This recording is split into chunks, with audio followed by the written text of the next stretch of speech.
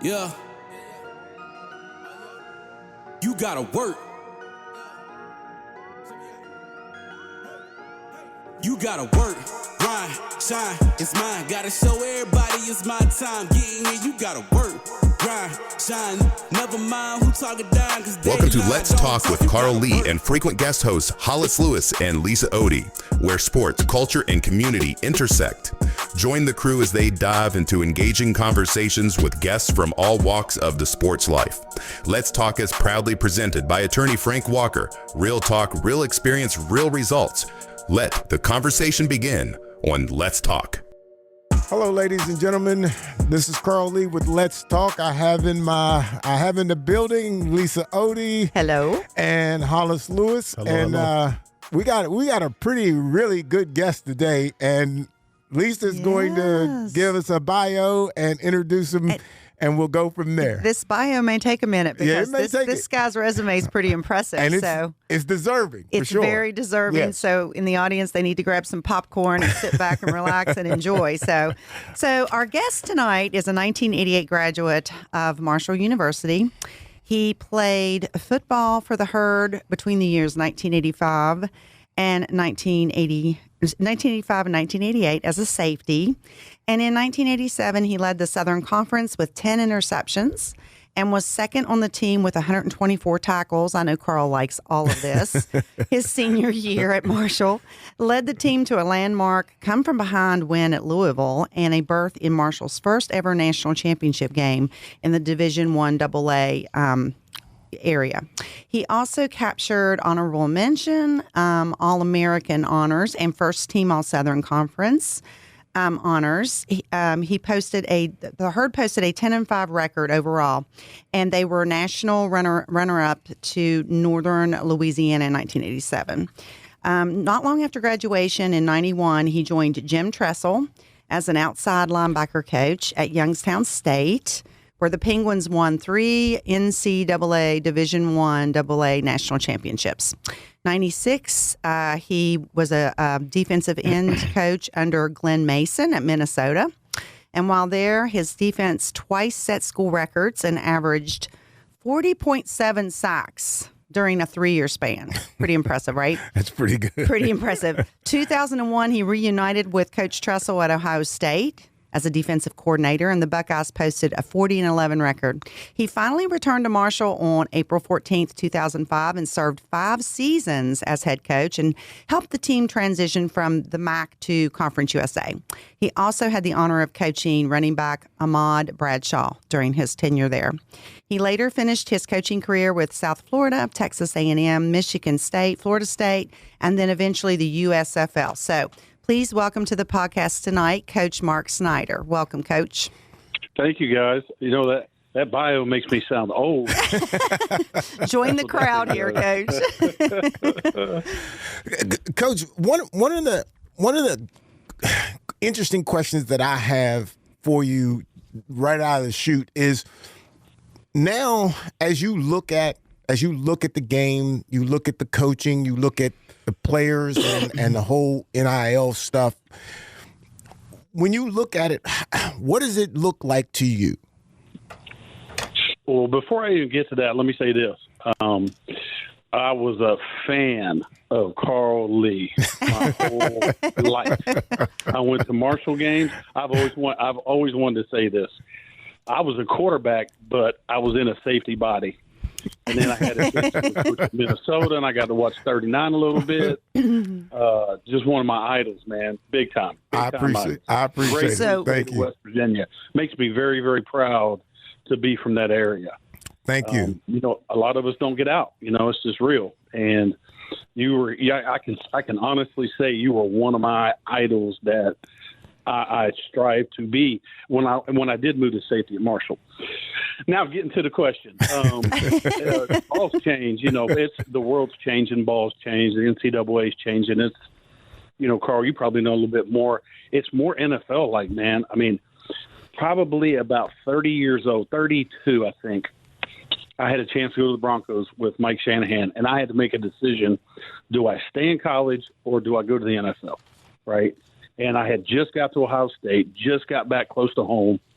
and decided to stay in college football because of the security. You know, they were coaches are moving every 2 years in the NFL. Right. And man, you look at college football now. I mean, geez, it's the same thing. We've kind of become the NFL a little bit. And now with the NLI and the portal, you know, I was kind of transitioning out of college football when all that hit, but I still got, you know, 1,000 friends coaching college ball, and the work hours are like the NFL. My buddy here, Odell Higgins, who is Mr. Florida State, I was driving to Tallahassee, and it was March. There's, 30 days in March, right? And I said, Delsey, I'm coming to Florida State to see my daughter. Let's go fishing or whatever. And he's like, Snides, I've worked 31 days. And I'm like, Dale, there's only 30 days in March, bro. And he said, no, I've worked 31 days. With the portal, you know, and the recruiting, it never stops. It's ongoing. And at some point in time, we're going to have to come up with a commissioner. This is a Snyderism now, 35 years in the business.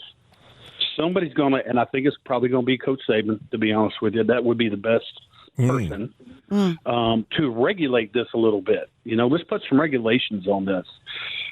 You know, the coaching moves all happening. My phone blows up every single day. I need to start getting a finder's fee. I don't need to be an agent. I just need to get a finder's fee. It's crazy. You know, guys are moving, and we got bowl games. Now teams are opting out of bowl games. They can't finish the season with their players. I talked to one of my buddies yesterday at Arizona State, and the one thing that their head coach has done is that even if you're going into the portal, if you want to finish the season with this team because this is the 25 team, you can finish the season and go to the bowl game, then go into the portal. To me, that was a breath of fresh air, to be honest with you. To listen to Kurt at Indiana, you know, they gave him an opportunity and he stuck with it, and that's loyalty to me. So those are kind of some of my thoughts, guys. Right, wrong, and different, I don't know, but I guess I'm getting older. I'm still a little old-fashioned, if you know what I mean. And speaking of that, Coach, this is Hollis. You transitioned from collegiate sport. You, like Lisa read it at the onset of the program, you had a ton of experience, particularly on the defensive side and also being a head coach at the collegiate level. Recently, we saw, last couple of days, Phillip Rivers, after not playing for 5 years in the NFL, is back. And currently you are a coach at the is it USFL or UFL? I believe it's It was the UFL now. I was in the USFL. Then I went to the XFL. Okay. And they merged to make the UFL. It's kind of like the seniors golf tour. Yeah. It's kind of the seniors tour of college football. Got you. So what? So 6 months off, 6 months. I guess my question is that what do you think needs to happen in order to have a better development system outside of what we're currently seeing at the collegiate level? And particularly as it relates to the quarterback position, because I mean, my thought was like, man, they couldn't find anybody else. He was the best choice after not playing for 5 years. So what do you think needs to happen as far as development is concerned? Man, Hollis, that's a good question. That's probably above my pay grade. I think that with the portal, and again, this is just my opinion, kids jumping from school to school chasing money, right? It used to be you chase the money when you get to the NFL. The kids are chasing money now. And the development part of it, kids aren't playing 3 sports anymore. Yeah. Everybody's got a specialty coach. We're going to work on, and there's nothing wrong with that. Footwork, drills, those kind of things. But I think, again, this is old school thinking. Playing a lot of sports, doing a lot of different movements. My specialty is linebacker, and my best linebackers, believe it or not, were swimmers. Can you believe that? Hockey players and swimmers were my all-pro guys I coached. Wow. Yeah, that's real. They work on this and they're working on that, and and all those are important. But I just think we're losing focus of being an athlete, right? Developing the total body, and I'm sure it goes into quarterback play as well. kids aren't getting developed anymore. We're jumping from school to school. Now they are getting in different systems. I think that probably helps, but from a knowledge standpoint. But I don't know that people are getting developed like they used to get developed, and it's showing. You can see it in the NFL a little bit. I've got a bunch of buddies in the NFL, and I've never coached in the NFL, and they're like, Snides, you'd be shocked.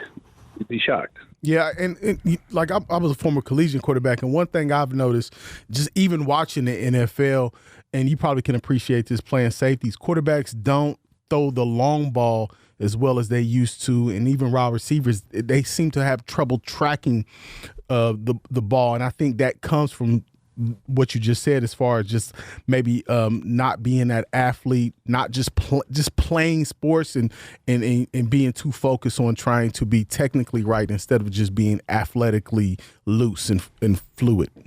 Mm-hmm. Mm-hmm. And I think a little bit of the offenses too. If you look around the country, everybody's spreading it out, and they're spreading the ball across the field, but not down the field as much. Mm. So again, I mean, if I'm talking from not a lot of knowledge, but if that would be an issue with my team, my butt would be practicing deep balls every day because I'm getting a ton of the other stuff every day in practice, right? Yeah. But if I'm a player or a quarterback, I'm going to work on those skills, and I think we've lost some of that. And to Hollis's point, and kind of even where you went on that, to me, technique is the most critical piece. You could be good or you could be average, but when you learn technique and how to do it, that can make you so much better. And so to the point of going from program to program, system to system, it's going to be very hard to pick up a system if you're jumping ship every other year, going and learning something whether it be a new coach, a new coordinator, we're going to do a new system. To me, I just think that is detrimental to the guy who could do a system, and then Hollis comes in and puts in another system, right? And all of a sudden, my play doesn't show up anymore. I agree 100% with you, Carl. That's why you're all pro. That's exactly why you're all pro. I'm dead serious. Don't tell him that, Coach. Please don't tell him that. I go around and even into the coaching, and I'm not banging on the coaching at all, but they've come up, and you got some younger coaches, and it bothers. I don't hear them coaching. Catch the ball. Well, hell, I mean, teach him how to catch the ball, right? Get in a make the tackle. What? You're not coaching the guy. Teach the guy how to make the tackle.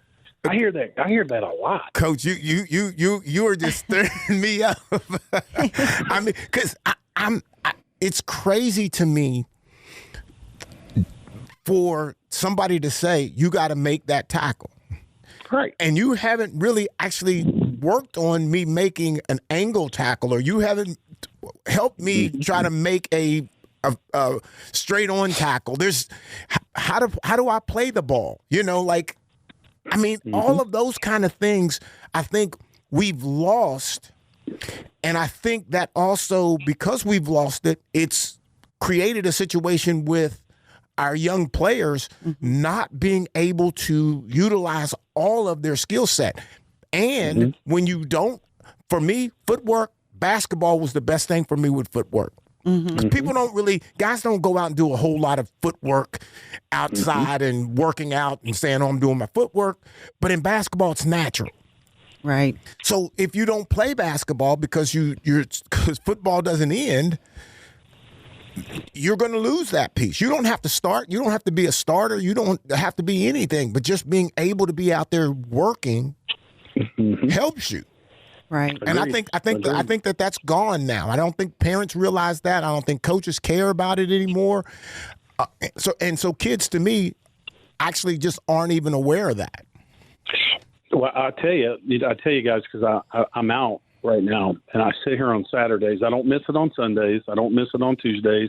But Saturdays, I sit here and I scream at the TV, and I'm getting back in. I'm going to get back in this year because I know I can help somebody somewhere with what we're talking about. And I talked to some of my buddies that are out and they're like, because I feel like I've put years back on my life. You know, I've been out for 2 years now, and I'm going to get back in because I can help somebody. I know I can.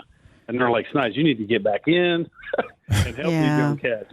You know, need that old school. Now, again, with the way college ball is now, talking about college NFL, I talked to a guy the other day that we have 9 full-time assistant coaches in college football. Every assistant coach had an analyst who's allowed to coach on the field now. Right? You don't have to stay in the office and stay away from practice. All 9 people have an analyst, so now you got 2 coaches. Then they had 4 positions that had GAs, graduate assistant coaches. Now you got 3 coaches on top of the support staff that each individual coach had to get the film ready, do the Visio, all the meeting stuff. It's amazing to me. And I'm sitting there going, wow, is there too many hands in the pot? Could you imagine sitting in a staff room with 47 people? Oh my gosh. No, I can't even imagine that. And you can't, it's not possible, is it, that me and Hollis and Lisa can all see something every time the same exact way? Right. I'm with you.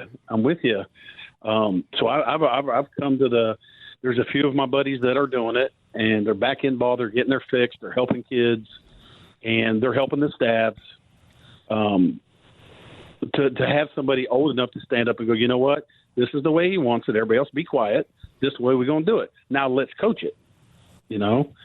And when I do get back in, that's what I'm going to bring to the table. I'm going to be that guy that's been a head coach, that's been a coordinator, it's been at the highest level in college athletics. You know, I know what the top of the mountain looks like, and then help maybe control that 40 people, you know, in a staff room. I couldn't imagine having a staff room that big to hold that many people. Wow.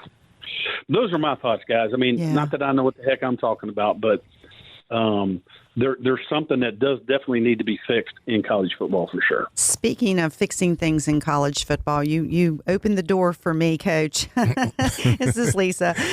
So we know every year when the college football playoffs roll around, there's going to be some type of controversy. You know, there are going to be teams that are in, teams that are out, and some people are going to be happy and some not so happy. Obviously, if you want to make everybody happy in college athletics, sell ice cream, don't coach, right? You know that.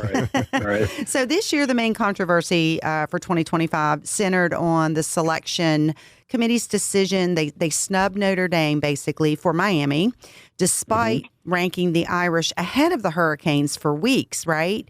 So you've got that going on. And then when you look at Alabama's inclusion, you know, they had an early season loss to FSU that was kind of overlooked, whereas Notre Dame's loss to Miami wasn't.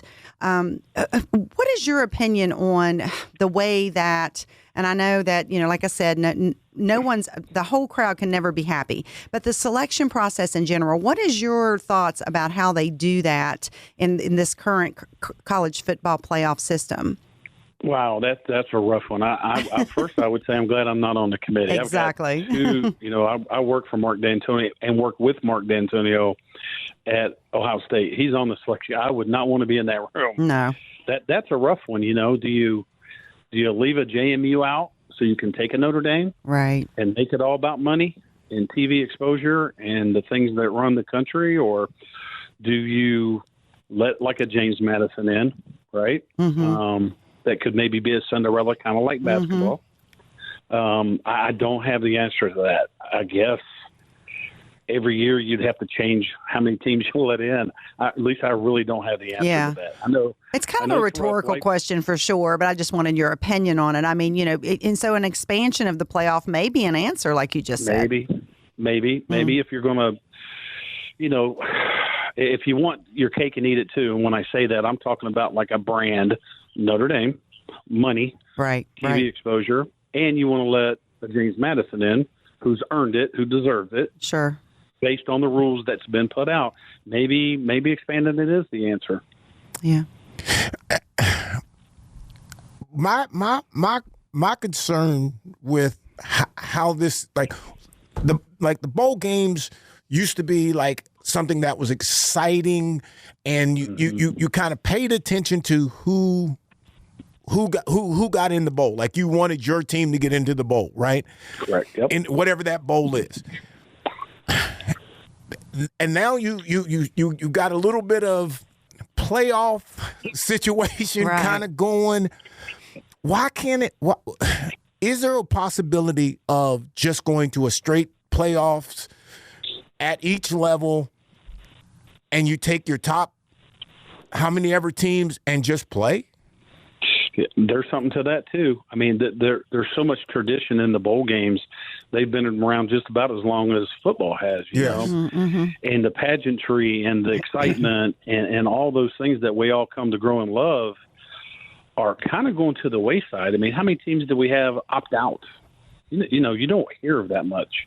I think we had 6 or 7 teams not even going to go to. I think it was 10. Yeah, it was at it least 10. 10. Mm-hmm. Yeah, coaching changes, and we got the portal, so we're not getting any extra practice with our young people because they might not be on our team anyway. Mm-hmm. It's kind of lost its luster a little bit, which is sad because what a great experience for young people bowl games are. They're incredible. Most incredible experience I've had in coaching is those bowl games. And the better your record, the better the bowl game. The better the bowl game, the better the prizes and the gifts you got when you got off the plane, and just the pageantry of it all. So, Coach, you've actually had it from both angles. So you've been to bowl games as a coach, and you also went to the playoffs at the 1AA, what used to be the 1AA FCS level, yes, as a player and a coach. So comparing the two, like how what was the experience like on the playoff end and the bowl end? Well, the playoff was exciting. It was. Wow, that's a rough one. I enjoyed the 1AA days of the bowl games because you win and you keep playing. Yeah. The bowl game was more development of young people, the younger, your team. Had a lot of scrimmages with the young players. You got to mostly go to a warm destination. Yeah. That helps. In the 1AA days, I mean, geez, we was in Montana. Mm-hmm. We was all over the place. Yeah, I just remember watching, because you coached not only played at Marshall, but you coached at Youngstown State, where you guys had just one of the most phenomenal runs that there was. I think you won 3 straight championships, went to 4 straight FCS championship games.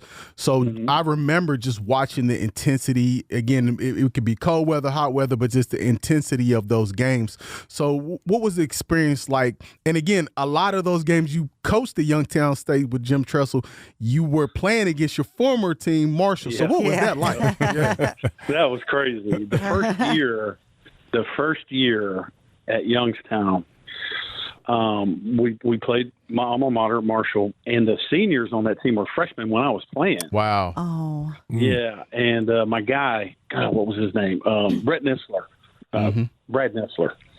We was at the banquet, and he said, Michael Payton drops back to pass. Oh, no, it's intercepted by Mark Snyder. Michael Payton. Wow. Isn't that crazy? He said that at the banquet. And I about slid underneath my table. So a lot of those guys on that team were freshmen when I played. So it was pretty cool. And I'll tell you guys this. This is a story I have never – you guys will appreciate this. I haven't shared this much, but when the Joan was open, we played Marshall in 93, I believe. And pregame, I'm standing at midfield with Jim Donnan, and I'm, 28 years old, 29 years old. And he put his arm around me, and the fans were starting to fill into the stadium. And he said, I want you to look around here, son. Someday this may all be yours. Wow. Oh, that's crazy. Isn't that crazy? Isn't that It was, crazy? too. It was. Yeah. So Isn't that crazy? How, going from that, and then, like I said, playing against Marshall and everything like that, in those championship games and that rivalry that was Youngstown State and Marshall back in the days, and then transitioning to be the head coach at your alma mater, the school you grew up, watching it. How was that coaching in Huntington? It was cool. It was really good. It was a great experience. Jim Tressel asked me because it was kind of, I had nobody to really ask, because when I got hired, remember the time that I got hired? I got hired after spring ball. There was one spring practice left. Oh, man. When I got hired. Yeah. It's April. Yeah. Uh-huh. And I'm Tressa's like, you sure you want to do this? You sure you want to do this? The timing's late. You got one spring practice left to meet your team or even see them. You got to hire staff. And at the time I was pretty hot. I mean, I had a lot of job offers, to be honest with you. And we were in Texas week. In spring ball, we always had like a Michigan week, a Texas week, whoever the big teams were. We were in Texas week, and he asked me one last time. He said, "You sure you want to do this?" And I said, "I do." And so I called down. I said, "Y'all don't have practice. I'm driving down from Columbus. I got to see one practice, a shells practice, and then the spring game. And I was out in the parking lot the whole spring game, glad handing and kissing babies and all that kind of stuff. There you go. Get to see my team, So it was a bit of a challenge for a year and a half. It was a bit of a challenge, getting the people in there I wanted. When I was hired, I was given some instruction, some direction as to what they wanted done. And I agreed with it. It fit into my philosophy. So we did that. And it was good. It was really good. I mean, how many people can say was the head coach at their alma mater? Not very many. Yes, that's awesome. Yeah, that's pretty special. I'm gonna go way off the chart here for a second, and I don't know why, but this as you were talking, this popped into my head. I'm gonna go. I can remember being at Marshall for pretty much. I mean, I was there for my 4 years, and I knew of the plane crash. I knew of it, but it did not really, I don't know, grab me to the degree of when I went to go see the movie. I'm wondering, did you have any idea, any concept, or anything about that particular situation at Marshall that would make you say, hey, I'm proud to, because like now my proudest moment about being at Marshall is that I was part of the rebuild. Right. And while we didn't win games, we were playing. And if we weren't playing, I mean, because the concept really was to get rid of the program, period. So the fact of just being able to be out there representing the school, that to me was a great thing as looking back at it. And I was wondering, like, at that point in time, how did it make you feel? Did you see the movie? How did that make you feel? And does that draw you into making Marshall one of the more special places that you've ever coached? Well, I don't know how long this show is, but I'll tell you this, because you just struck a bunch of nerves with me. When I was a kid, my family's from Huntington. So when I was a kid, when the plane crashed, I remember my dad taking me and my brother over there. And I was little. It was 1970, so I was little, but I kind of remember that.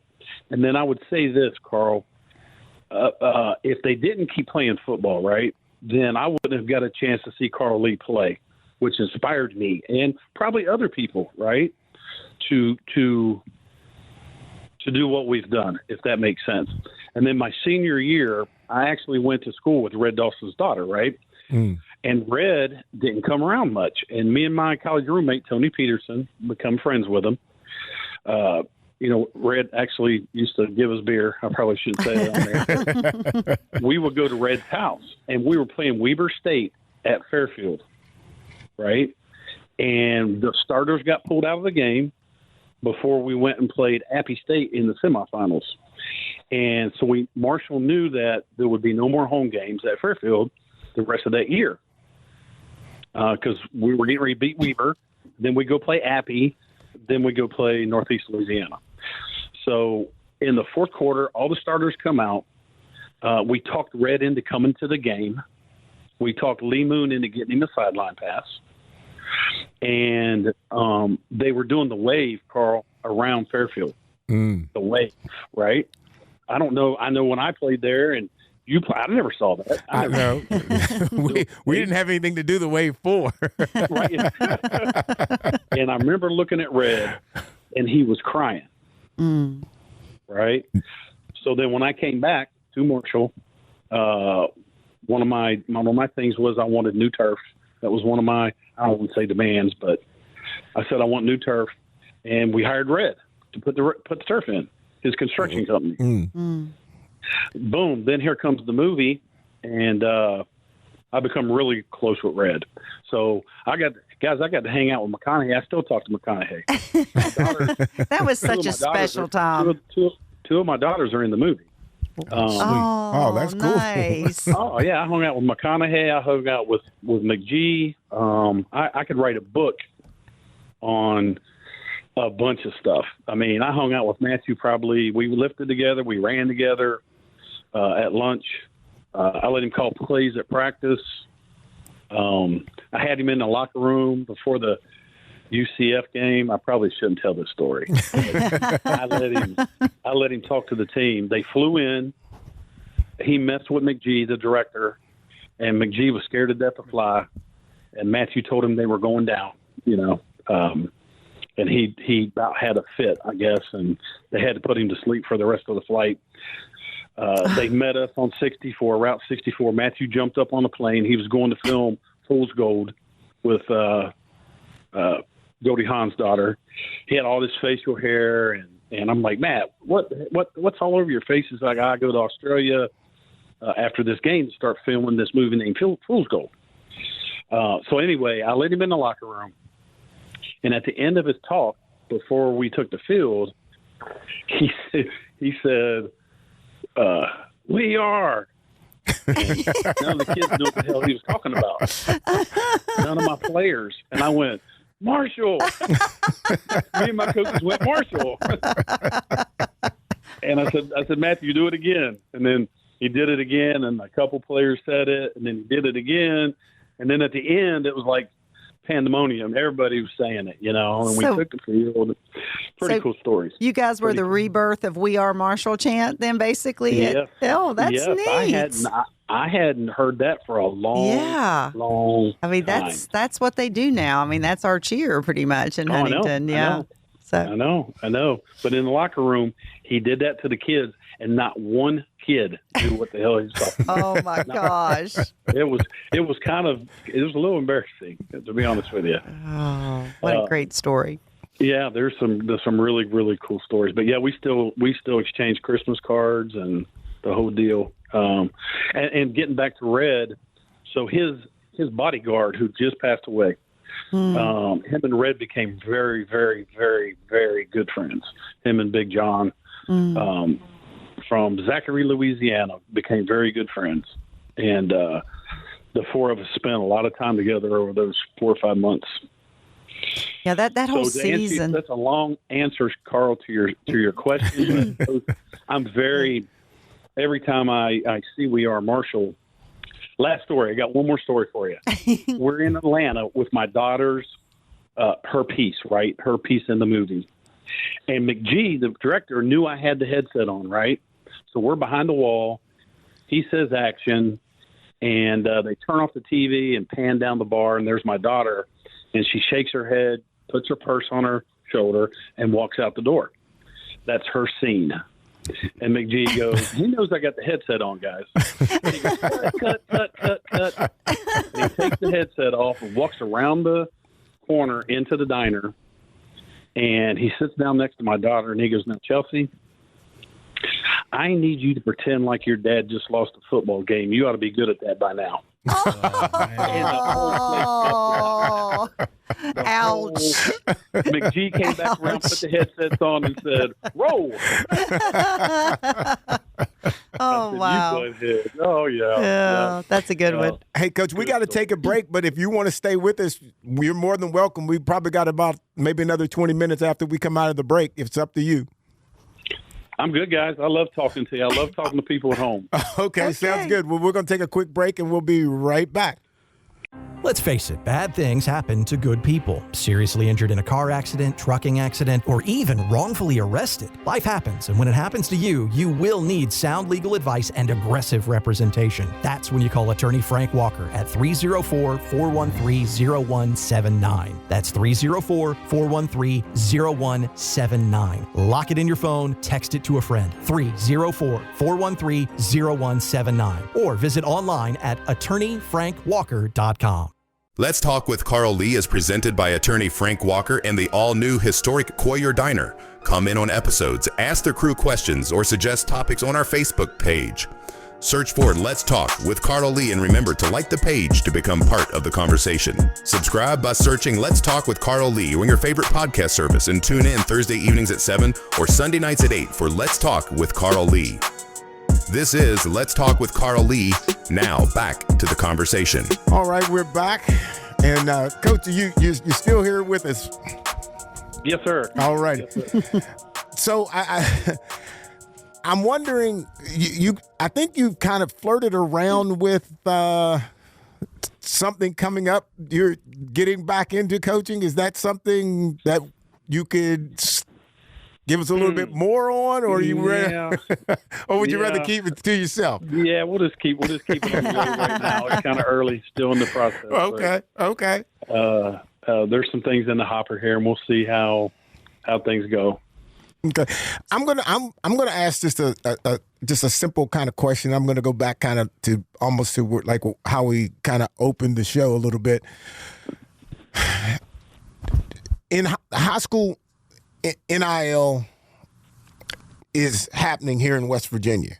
Okay, wow. and it just got started, and I've actually already received like a call to donate money to do that, and me personally, I'm not interested in that for the simple fact that I had to wait till I got to the NFL to get $1, and I just don't buy into the whole NIL system. I get the college making money, but I think that there's a systematical way that they could do that than just throwing all these millions and millions of dollars away. And now here we are in high school. I just think it's terrible. So where are you with all of that? I struggle with that big time. I think that young people are young people for a reason. I mean, I truly believe that your brain, a young man's brain, is not fully developed till about 24, 25, 26 years old, where they're a grown man. They look like grown men at 19, 20, 21, but they're not. Yeah. I couldn't imagine 15, 16, 17-year-old kids getting out on money.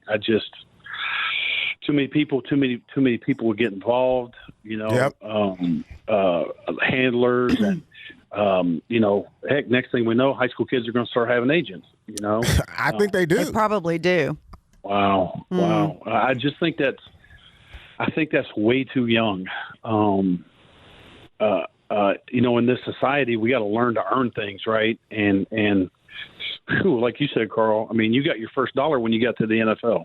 I agree with you. I think college kids should get something. There's no doubt. Yeah. No doubt about it.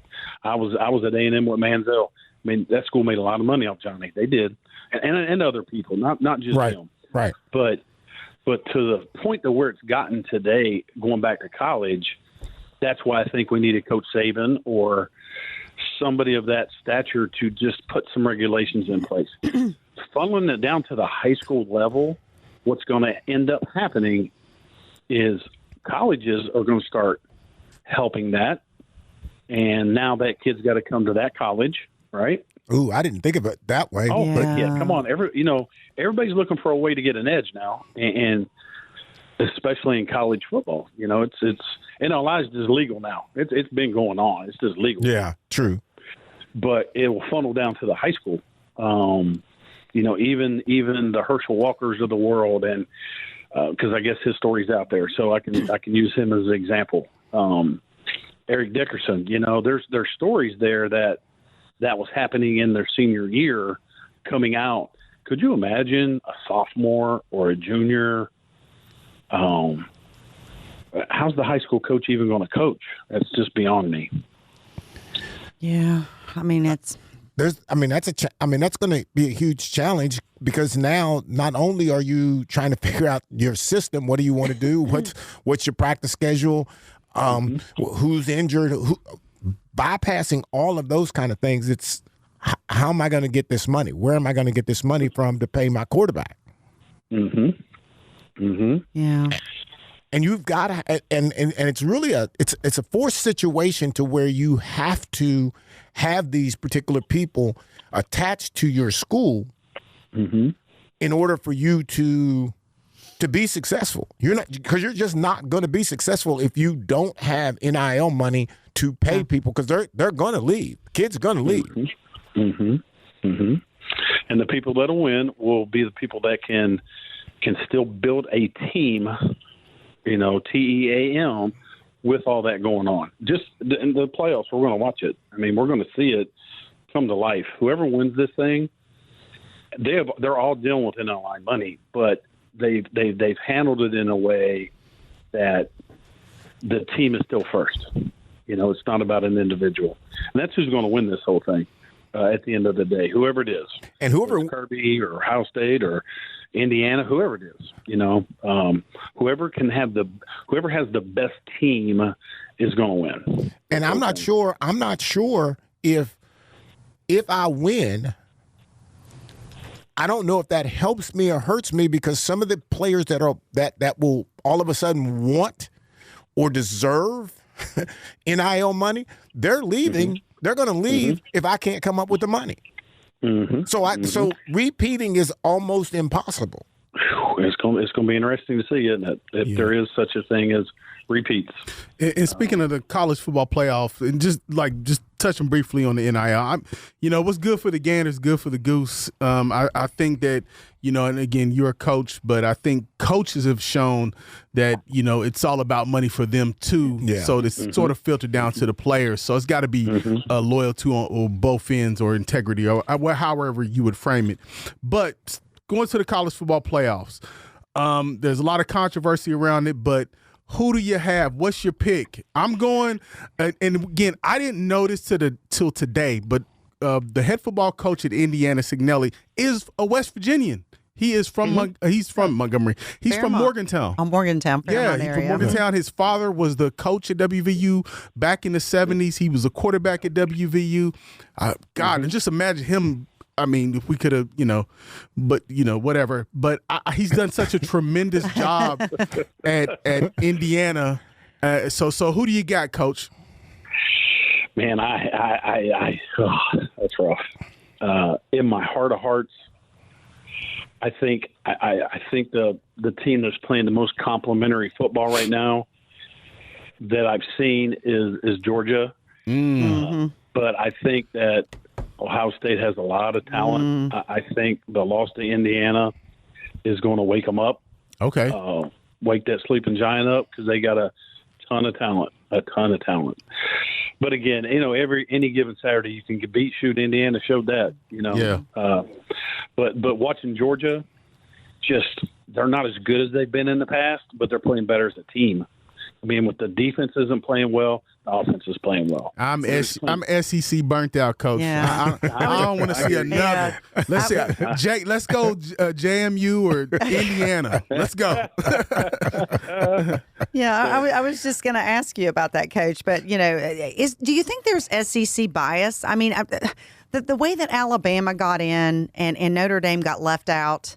And like I said, looking at those earlier losses, I mean, I know the SEC is one of the best conferences in the country. We all know that. But do you feel like they get some favorable calls when it comes to the playoff? Yeah, maybe. Again, I'm not in that room. Right. I don't know exactly what. I hope I get to hear in a year. I'm going to ask what went on in that meeting, and I'll be able to get an answer. But yeah. For right now, I mean, they've got people in that room that's from all over, all conferences, and they all believe in their conference. Yeah. So I don't have an answer to that. I really don't. Does the draw of the team, like when you say Ohio State, I mean, that's huge. Right. Indiana, like, okay, it's Indiana, but it's not Ohio State. Not when you start talking about football. Right. I see the whole NIL issue and what I think is a problem, and even being who are you going to put on TV? Who's going to be making all this money? Where's the money coming from? I think what happens if you let this go too far, and I'm curious to see if you agree with me, we're going to get the top and the bottom. We're going to get the teams who have money behind them. They're going to turn into the top teams. And then on the bottom are going to be the teams that can't get money. And all they've got are the guys who can't get on other teams, that can't leave their program and go to another team. And I don't see why we're not seeing this, that you can't keep this going, because all of your top players each and every year are going to go somewhere else. And the team that doesn't have NIL, who lost a great player, their quarterback maybe, they're going to have to get another quarterback who's not going to probably be that good, and they can't afford to keep him even if he plays out and plays great. Consistency. You can't have it. You're not going to be able to have any kind of consistency. I agree with you 100%. And I started this whole conversation by saying there has to be we need to get a commissioner and a body below him, right under him, that are having these same conversations we're having right now. I mean, it's there. I think everybody thinks it's real. Everybody knows it's real. Just nothing has been done yet, because it's a little bit like a wild, wild west right now. I think there'll be some regulation come here in a year or two. I really do. If what we are all talking about discussing right here comes to fruition, that you have the superpowers and then you have everybody else, and I know some guys are jumping to other jobs because they're going to have unlimited resources. Some guys have left a pretty good job to take maybe what looks lateral to some people. But if you look at the monies that particular institution has, it's not even close, and you can Google that. They're how much endowment money they have. And what's the AD willing to give you? What's the president willing to give you monetarily to buy your football team? Yeah, like I don't know how you can get a contract that is like just out of this world compared to any other coach. Like Kiffin. Like I mean. But I also say this. I think that just because you have the money doesn't guarantee success. It doesn't. Right? We seen what Signetti, we seen what JMU, we see what Tulane, hell, even what Duke did. Duke won the ACC championship. Yeah. So just because you have the money, because we've seen like there is still a part of football where you have to gel, you have to work as a team, you have to have continuity among your players and your staff. That still is value. And I think what we're going to see over the long haul, we're going to see sort of that bell curve where we're going to have this money and it's going to be crazy. And then it's going to come down to the other side where people, organizations, ADs, presidents, they're going to realize, hey, we just can't throw money at this problem. Troy Aikman, he made a comment the other day. He was saying he wrote a check. They asked him to write a check for one of them NIL deals for a quarterback, and the quarterback transferred. So I think you're going to have, not only on that end, you're going to have donor fatigue. And, some companies aren't going to get the ROI when it comes to, those endorsement deals that they think they're going to get, particularly when you have players who have such fluidity of movement. So I think we're just we're almost, I think, at the tipping point, and I think it'll come down to the other side where we'll sort of get back to reality. Yeah, I agree with you. And I think the quicker that we get a body involved of all the things that we're kind of talking about, that'll happen sooner than later. And what scares me to death is what you guys brought up. I mean, we can't let it get to the high school level. My goodness. I mean, it's never going to stop, Yeah. It's already there. Yeah, it's already there, and and kind of implementing things in West Virginia without really knowing what the ramifications will be. It's very general right now, but it's here. It's here. And the fear of that is what you hear of NIL monies in college and all of that. You're thinking right out of the chute. If I'm a high school kid and I'm the best guy on my team, and we've got NIL, what am I asking for, or what am I thinking I'm going to get? If I'd have got $1,000, if I'd have got $500, I would have been doing flips. Mm-hmm. They're talking millions now. They're going to be asking for millions. Yeah. Wow. And I just don't think I just don't know that, and I hope you guys are right that it will all come to a head. My problem is, how far and how many athletes are we going to have to go through before we get it? Mm-hmm. Mm-hmm. I concur with you. I'll tell you guys this: when I was at Florida State, if I heard one more time, Coach, I'm trying to get that bag, I said I'd never ever want to hear that in my meeting room again. I said I lost my stuff during games. They put on a backpack after an interception. That's what you're supposed to do. Yeah. That stuff drove me crazy, guys. Hey, speaking of interceptions, you I think during that championship season or the championship run, you led Marshall with 10 picks that season. I think that record still stands for a Marshall record and for a conference record. Am I correct? Yeah. Nice. I got beat out. I was second in the country. You know who beat me out? Who was that? Who? Superman. Yeah. Dean Kane. He had 13. Wow. Hey, where did he play at, though? He played. Where did he play? He played at He's Division III, right? No. He played at Ivy. Okay. He played at, was it Yale? Okay. Hey. That's some interesting trivia then. Yeah. Oh, yeah. Yeah, Superman. Superman got me. I'm going to give you a hypothetical question here, Coach. So since we're playing games, so when you were with Coach Tressel at Ohio State in 2001, right? And you were the defensive coordinator, and you guys had a 40-11 record, which is that's pretty respectable. What would you have done in that day and time if you had had access to NIL like Ohio State does today? I mean, can you imagine what kind of things could you have accomplished with that type of revenue? He'd have paid D-Man more. Shout out to Darian Scott, Capitol High, Charleston football legend. My man. That's right, D. Scott, my guy. That's my guy.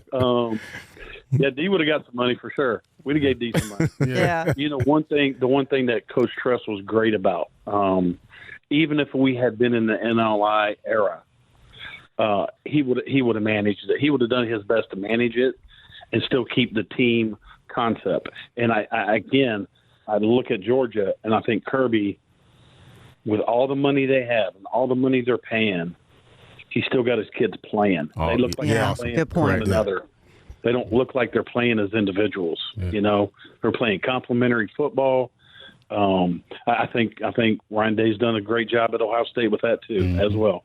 And one story about D-Man, I remember him coming back home for briefly in the summer, and everybody knows Darian Scott. He was, like I said, Capitol football legend here. He was a great running back, great basketball player, and a linebacker. And I remember asking him that summer, I was like, well, why did you move the defensive line? You know what I mean? And his comment was like, I was trying to get on the field faster. So just talking to, if we got parents listening or players listening, and because we could talk all the NIL stuff you want, but if you're not producing on the field, none of it's not even going to come into, it's not going to mean nothing.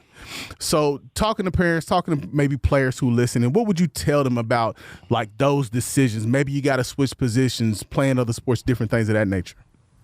Well, selflessness. I mean, that's a lost art nowadays a little bit. You want to be, you don't want to be selfish. Whatever helps the team and helps you in return, no doubt. And like we talked about earlier, I mean, I when I go out recruiting, I love it when a guy tells me he plays hoops or runs track or plays baseball. Parents hear that. Parents hear that. I fell into that trap. I didn't play baseball my senior year in high school to run track to get faster for football. And I'm not so sure my best sport wasn't baseball, you know. Maybe I could have been Carl Lee of baseball, you know what I mean? Because I wasn't good enough football-wise to get where I wanted to go, but maybe baseball, you know what I mean? So I think when I go out, I love it when a coach tells me this kid does this, and this. I tell you something else that we look for too. For young folks listening, I always went to the cafeteria workers, the janitors. I want to know about that kid. Wow. Nobody was looking. Yep. Yes, sir. At the highest level. Now we're talking Ohio State right now, because we had to pick of the litter across the country. Yeah, time. And I wanted to know what the janitor had to say about him, the ladies in the cook line when he come got his lunch, teachers. We go that deep with it. You know, in the NFL, they go to the police reports and things of that nature. But even those NFL scouts, I mean, it's amazing to watch them walk around a facility and ask about a kid. Wow. And football related. And parents need to understand that, because when that scout comes into the high school, say a college scout comes into the high school to see your kid, it's as much as football or basketball or whatever the sport that they're playing, you may think it's all about that, but that scout's trying to get information. The question he's asking people is not about what's happening on the field. No, we see that on film. We don't need that. And exactly. That I would ask about the parents too. I sure would. I wanted to know what was coming into my room. You know, what kind of kid, how was he raised? What am I bringing into my 13 or 14 guys as a position coach, or my 45 guys as a coordinator, or my 105 guys as a head coach? So important. You don't want to destroy your locker room chemistry, you know? Absolutely. Yeah. Yep. No doubt about it. And again, I think that's the team that's going to win this whole thing. We'll know here in a few weeks who held it together the best and who managed all the things we're talking about the best. That's, you know, I really, when I think about looking at that piece of football, the parent side, the off the field stuff, it seems like that's a challenge, but it should be just normal. Right. Like, you know, if your goal, my goal was to play NFL football. I didn't have any other interest, so there wasn't no reason for me to try to be.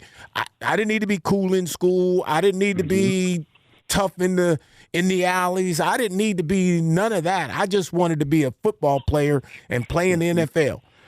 And if to me, I feel like there's so many different types of things that kids think they want to be, or they find something that they want to be, but there's so many other things that pull them off of that track.